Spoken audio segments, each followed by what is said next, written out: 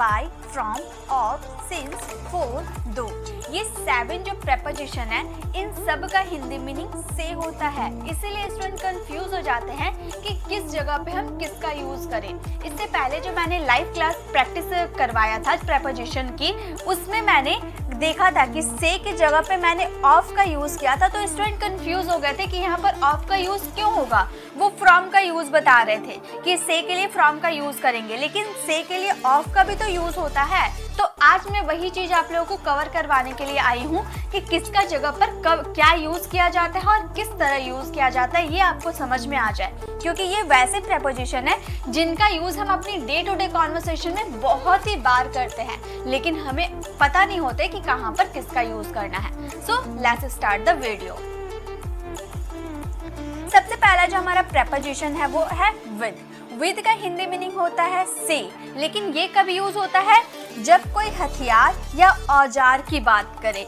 यानी कि अगर इंग्लिश में इसकी बात करें तो जब हम टूल्स की बात करते हैं, जैसे टूल्स में क्या हो गया, पेन भी एक तरह से हथियार औजार के कैटेगरीज में आ गया। ओके, चाकू हो गया या फिर कुल्हाड़ी हो गया, ये सब क्या है, हमारा हथियार है, औजार है, टूल्स है। तो इन जगह पे हम विद का यूज करेंगे। एग्जाम्पल देखिए, मैंने पेन से पत्र लिखा, तो यहाँ पे से आ रहा ना, आपके सेंटेंस में से आ रहा है, लेकिन यहाँ पर आप पेन से लिख रहे हैं, यानी कि किसी टूल्स की बात आप कर रहे हो। तो इस सेंटेंसेस में आपको विद का यूज करना है। तो इस सेंटेंसेस को आप बोलोगे I wrote a letter with the pen। ठीक है, तो यहाँ पे हमारा सेंटेंस क्या था, किसी टूल से लिखने की बात कर रहे थे। यहाँ जो पेन है ये एक तरह से टूल्स है, तो इसीलिए हम लोगों ने यहाँ पर विद का यूज किया। I wrote a letter with the pen। देखिए, मैं यहाँ पर हमेशा जो भी मैं लेकर आती हूँ, जो भी वीडियो रहते हैं, उसमें मैं 2 सेंटेंसेस आपको देती हूँ। 2 सेंटेंसेस देने के पीछे एक रीजन होता है। पहला सेंटेंस तो मैं आपको ट्रांसलेट करके बता दूंगी कि उसका यूज कैसे करना है, और सेकंड सेंटेंस आप लोगों के लिए रहता है कि आप उसकी प्रैक्टिस कर पाए, आप खुद से बनाकर प्रैक्टिस कर पाए। तो बताइए, तो इसकी क्या होगी, मैं सब्जी चाकू से काटता हूँ। तो चाकू जो यहाँ पर सब्जी काट रही है ये लेडी, तो ये चाकू क्या है, ये हमारा टूल्स है ना, ये जो चाकू है ये भी हमारा टूल्स है। तो यहाँ पे हम विद का यूज करेंगे। तो बनाइए, तो इस सेंटेंसेस को कैसे बनाएंगे, मैं सब्जी चाकू से काटती हूँ। इस सेंटेंसेस को इंग्लिश में कैसे बनाएंगे, हर किसी को बनाने हैं ये, क्योंकि प्रीपोजिशन बहुत ही ज्यादा इंपॉर्टेंस है हमारी इंग्लिश कॉन्वर्सेशन के लिए। आप रिटन इंग्लिश की बात करो या स्पोकन इंग्लिश की बात करो, प्रीपोजिशन से आप पीछा छुड़वा ही नहीं सकते, और हर एक प्रीपोजिशन आपको बहुत ही हेल्प करेगा इंग्लिश बोलने में।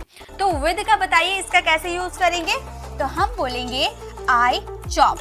अब यहाँ पर चॉप का यूज क्यों किए, हम तो काटने के लिए कट का यूज कर सकते हैं, काटने के लिए हम बाइट का भी यूज कर सकते हैं, और काटने के लिए हम चॉप का भी यूज करते हैं। लेकिन करेक्ट कौन सा होगा, तो देखिए, जब आप चाकू से, जब आप सब्जी काटने की बात करते हो, ठीक है, सब्जी में कुछ भी सब्जी हो गया, अब उसको काटने की बात करोगे तो वहां आप चॉप का ही यूज कीजिएगा। अगर आप किसी भारी औजार से काट रहे हो, जैसे कुल्हाड़ी से आपने पेड़ काटा, तो वो भारी औजार हो गया ना, तो वहां पे आप यूज कीजिएगा कट का। और दांतों से अगर कुछ काट रहे हैं तो वहां यूज कीजिएगा बाइट का। ठीक है, तो ये आपको याद रखने होंगे। तो हम बोलेंगे I chop vegetables, सब्जी काट रहे हैं ना, यानी कि vegetables with knife. With knife, मैं सब्जी चाकू, सॉरी नाइफ मैंने यहाँ पर नो मैं लिख रही हूँ, नाइफ होगा। तो यह हमारा सेंटेंस हो गया I chop vegetables with knife, मैं सब्जी चाकू से काटती हूँ। तो ये आपको क्लियर हो गए। चलिए नेक्स्ट यूजेस देखते हैं से के। तो अब यूज करेंगे बाय के सेंस में। हम से का यूज कब करेंगे, जब हम यात्रा की बात करेंगे, जब हम किसी व्हीकल की बात करेंगे, तो वहां पे हम यूज करेंगे बाय का। ओके, ये तो मैंने बहुत बार आपको क्लियर करवाया है, फिर भी मैं आपको बता देती हूँ। जैसे एग्जाम्पल है हमारा, मैं कोलकाता ट्रेन से गई। ट्रेन क्या है हमारा, एक यात्रा करने का साधन है, वाहन है, व्हीकल है। ठीक है, तो यहाँ पे हम बाय का यूज करेंगे। हमारा सेंटेंस में से आ रहा ना, लेकिन ये हमारा यात्रा करने का यानी कि ट्रैवल करने का साधन है ट्रेन, इसीलिए यहाँ पर बाय का यूज करेंगे। तो हमारा सेंटेंस हो जाएगा I went to Kolkata by train। मैं ट्रेन से कोलकाता गई, I went to Kolkata by train. Okay, next है मैं कार से ऑफिस जाता हूँ, तो यहाँ भी से आ रहा, और कार आपका एक व्हीकल है, यात्रा करने का साधन है, तो बताइए तो क्या होगा। मैं कार से ऑफिस जाता हूँ, इसकी इंग्लिश क्या बनेगी बताइए तो इसकी इंग्लिश फटाफट आपको बताने हैं, ठीक है। तो हम इसकी इंग्लिश बोलेंगे I go to office, I go to office by car. देखिए यहाँ पर आपको मैं सेकंड सेंटेंस जो बोल रही हूँ ना, आपको ही बनाने हैं। देखिए अगर आप ये वीडियो को क्लिक किए हो देखने के लिए, कुछ सीखने के लिए, तो आपको बनाते हुए चलना है ताकि आप कुछ सीख सको। अब वीडियो को क्लिक किए हैं, सिर्फ देखे जा रहे हैं, इससे आप कुछ सीख तो नहीं पाओगे।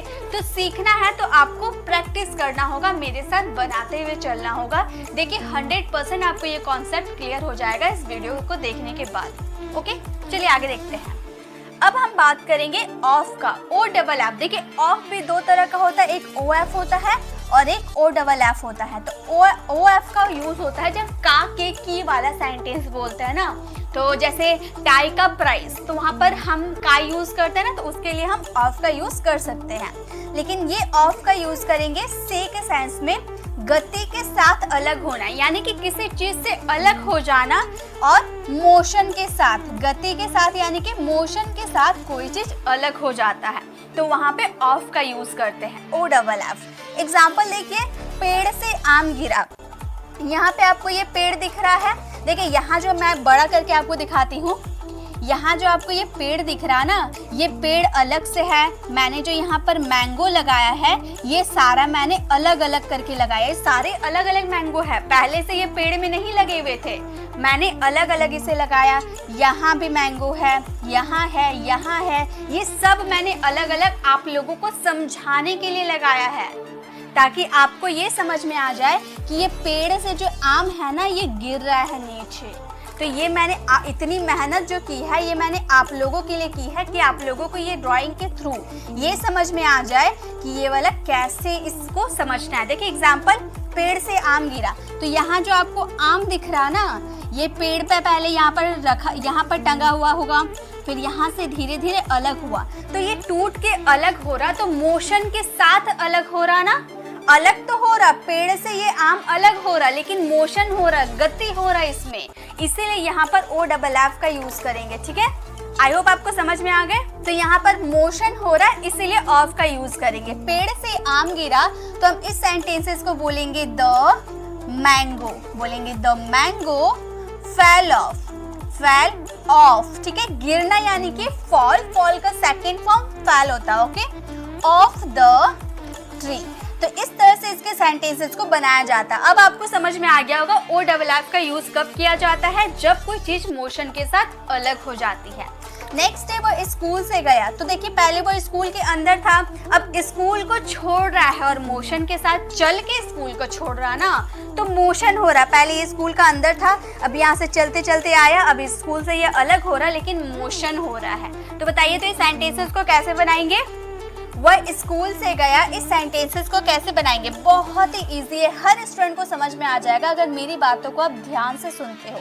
और वीडियो को अगर समझ में आ गया ना, आपको ये सारे प्रपोजिशन समझ में आ गया, तो वीडियो के एंड में आप कमेंट करके जरूर जाना कि मैम आपकी पढ़ाया हुआ तरीका हमें समझ आ गया, बिल्कुल कमेंट करके जाइएगा। तो देखिए इस सेंटेंसेस को बोलेंगे he went of the school, he went of the school. तो ये आपको समझ में आ गया ना, कोई चीज मोशन के साथ अलग हो जाती है तो वहां पर ऑफ का यूज करेंगे, he went of the school. Okay, ऐसे ही महत्वपूर्ण वीडियो को देखने के लिए कृपया मेरे चैनल स्टडी 92 खेतासराय या गुप्ता कोचिंग क्लासेस स्टेशन गली खेतासराय को सब्सक्राइब करें।